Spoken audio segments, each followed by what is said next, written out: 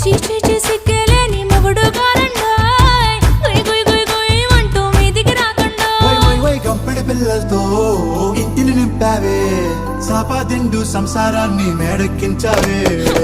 ఇరుగు పొరుగు ముందు సరసాలు తిన్నా రాకెట్టి పడుకోరే కుక్కలాగా మీ వాళ్ళు ఏం చేస్తాం ఎక్కేస్తాం ఇట్టాగే డాబాలు